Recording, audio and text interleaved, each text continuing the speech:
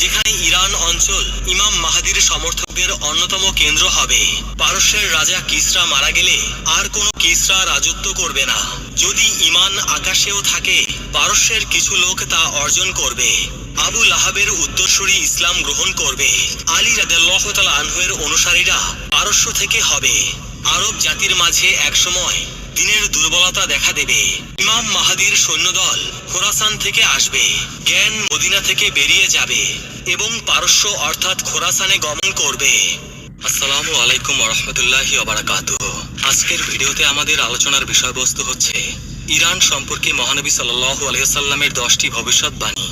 ইসলামের শেষ নবী হযরত মুহাম্মদ সাল্লাল্লাহু আলাইহি ওয়াসাল্লাম কেবলমাত্র একজন ধর্মীয় নেতাই ছিলেন না, বরং তিনি ছিলেন এক ঐতিহাসিক দূরদর্শী, রাজনৈতিক চিন্তক এবং মানবজাতির ভবিষ্যৎ নিয়ে ভাবনা চিন্তা করা এক মহামানব। মহানবী সাল্লাল্লাহু আলাইহি ওয়াসাল্লামের কিছু বক্তব্য ছিল ভবিষ্যৎবাণীমূলক, যা সময়ের পরিক্রমায় বাস্তবে পরিণত হয়েছে।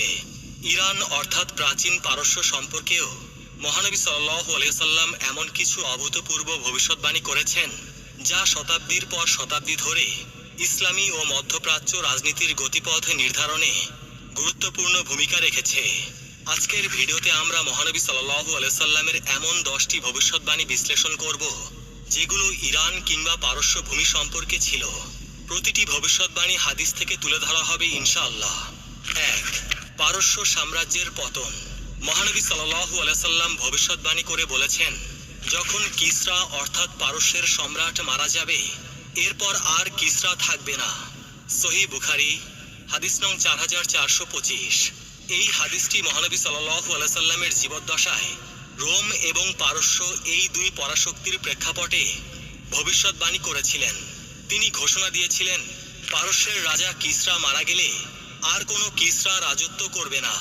এটা সেই সময়ে অসম্ভব বলেই মনে হতো, কারণ পারস্য ছিল এক অদম্য সাম্রাজ্য।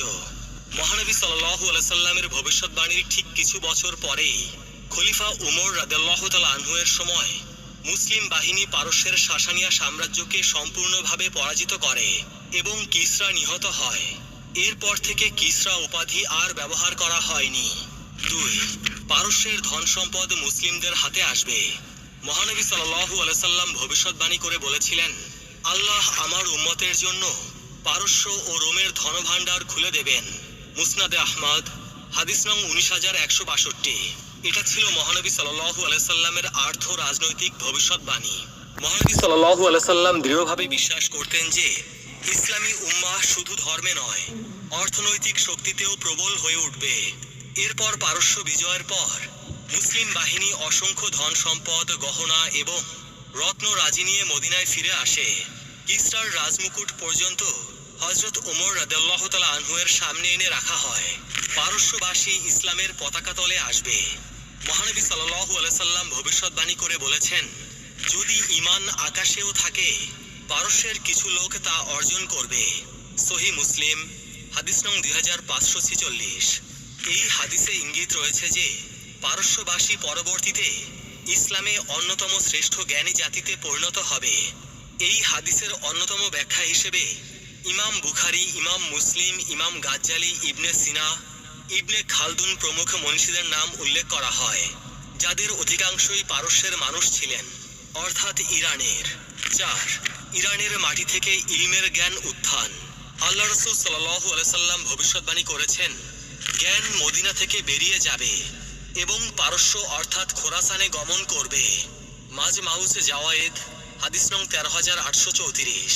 খোরাসান, যার অধিকাংশ অঞ্চল বর্তমান ইরানে অবস্থিত, যেখানে ইসলামী বিদ্যার একটি স্বর্ণযুগ শুরু হবে বলে মহানবী সাল্লাল্লাহু আলাইহি সাল্লাম ইঙ্গিত দিয়েছিলেন। তাফসির, হাদিস, ফিকহ ও দর্শনের অনেক বড় ইমাম এবং স্কলারগণ পারস্য ভূমি থেকে জন্ম নিয়েছেন। ইসলামী সভ্যতার বিদ্যাচর্চার অন্যতম কেন্দ্র হয়ে উঠেছিল নিশাপুর, তুস, হামদান এবং তাবরিজ। 5. আবু লাহাবের উত্তরসূরি ইসলাম গ্রহণ করবে। এটা পারস্যের রূপক ব্যাখ্যা। মহানবী সাল্লাল্লাহু আলাইহি সাল্লাম ভবিষ্যৎবাণী করে বলেছেন, তোমরা এমন এক জাতিকে দেখবে যারা আগুনের পূজা করে, তারাও ইসলামের পতাকা তলে আসবে। মুস্তাদরাকে হাকিম হাদিস নং 398। পারস্যবাসীদের একটা বড় অংশ তখন অগ্নি পূজক ছিল। মহানবী সাল্লাল্লাহু আলাইহি সাল্লাম ভবিষ্যৎবাণী করেছিলেন তারাও একদিন ইসলামে ফিরে আসবে। সাসানীয়দের পতনের পর অধিকাংশ পারস্যবাসী মুসলমান হয়ে যায় এবং ইসলামী জ্ঞান ও সংস্কৃতিতে গুরুত্বপূর্ণ ভূমিকা রাখে। 6. আলী রাদিয়াল্লাহু তাআলা আনহু-এর অনুসারীরা পারস্য থেকে হবে। এক হাদিসে এসেছে রাসূল পাক সাল্লাল্লাহু আলাইহি সাল্লাম বলেছেন, আলী তোমার সাথীরা হবে এমন এক জাতি যারা কালো পতাকা নিয়ে আসবে খোরাসান থেকে। মুসান্নাফ ইবনে আবি শাইবা। এই হাদিস অনেক সময় আব্বাসীয় বিপ্লব এবং পারস্যে শিয়াপন্থীদের উত্থানের ভবিষ্যৎবাণী হিসেবে উল্লেখ করা হয়। ইরান পরবর্তীতে বিশ্বের অন্যতম প্রধান শিয়া সংখ্যাগরিষ্ঠ দেশ হয়ে ওঠে। 7. খোরাসান থেকে কালো পতাকার উত্থান। রাসূল পাক সাল্লাল্লাহু আলাইহি সাল্লাম ভবিষ্যৎবাণী করে বলেছেন, খোরাসান থেকে কালো পতাকা আসবে। যখন তোমরা তাদের দেখবে তাদের সহায়তা করবে। মুসনাদে আহমদ, হাদিস নং 22,387। এই হাদিসে রাজনৈতিক বিপ্লবের আভাস রয়েছে। অনেকে মনে করেন এটা আব্বাসীয় বিপ্লব, আবার কেউ কেউ ইমাম মাহদীর আগমনের ইঙ্গিতও মনে করেন। আব্বাসীয় খিলাফতের উত্থান ইরান ও খোরাসান অঞ্চল থেকেই হয়েছিল, যাদের পতাকা ছিল কালো। 8. পারস্য ও ইসলামের চিরস্থায়ী সম্পর্ক। আল্লাহ রাসূল সাল্লাল্লাহু আলাইহি সাল্লাম ভবিষ্যৎবাণী করে বলেছেন, পারস্য জাতি হবে দ্বীনের জন্য এক শক্তি যখন আরবরা একে ছেড়ে দেবে। তাবারানী, হাদিস নং 1082।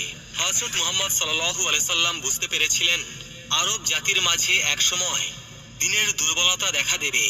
তখন পারস্য অঞ্চলের মানুষ দ্বীনের ভার বহন করবে। আজকের যুগেও ইরানে ইসলামী আইনের অনুশীলন, গবেষণা এবং তত্ত্বচর্চা বিশ্বব্যাপী প্রভাব ফেলেছে। 9.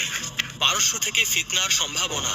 রাসূল পাক সাল্লাল্লাহু আলাইহি সাল্লাম ভবিষ্যৎবাণী করে বলেছেন, পূর্ব দিক থেকে এমন কিছু আসবে যা ফিতনার সূচনা করবে। সহিহ বুখারী, হাদিস নং 7094। অনেক আলেম মনে করেন এই পূর্ব দিকে বলতে পারস্য অঞ্চল বোঝানো হয়েছে, যেখান থেকে রাজনৈতিক বিভাজন, মতপার্থক্য এবং গৃহযুদ্ধের সূচনা হতে পারে। ইতিহাসে দেখা যায় বিভিন্ন বিভাজন যেমন খারেজি শিয়া সুন্নি দ্বন্দ্ব প্রাথমিকভাবে মধ্যপ্রাচ্যের পূর্ব অঞ্চল থেকে শুরু হয়েছিল। 10. ইমাম মাহদীর সৈন্যদল খোরাসান থেকে আসবে। আল্লাহ রাসূল সাল্লাল্লাহু আলাইহি সাল্লাম ভবিষ্যৎবাণী করে বলেছেন, একদল মানুষ খোরাসান থেকে ইমাম মাহদীর জন্য পথ তৈরি করবে। ইবনে মাজাহ, হাদিস নং 4082।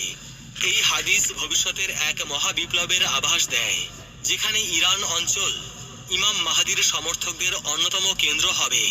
বর্তমান ইরান নিজেকে ইমাম মাহদীর প্রহরী রাষ্ট্র হিসেবে উপস্থাপন করে থাকে এবং বহু রাজনৈতিক মতবাদ এই বিশ্বাসের ওপর ভিত্তি করেই প্রতিষ্ঠিত। ইরান বা প্রাচীন পারস্য সম্পর্কে মহানবী সাল্লাল্লাহু আলাইহি সাল্লামের ভবিষ্যৎবাণীগুলো ইতিহাস, রাজনীতি, সংস্কৃতি এবং ধর্মীয় আধ্যাত্মিকতায় এক বিশাল প্রভাব ফেলেছে। তার এ সকল ঘোষণা একদিকে যেমন ইসলামের বিস্তার এবং জ্ঞানের কেন্দ্ররূপে পারস্যের আবির্ভাবকে ইঙ্গিত করে, তেমনি কিছু হুঁশিয়ারিও প্রদান করে ভবিষ্যতের ফিতনা, বিভাজন এবং ভূ রাজনৈতিক উত্তেজনার আভাস।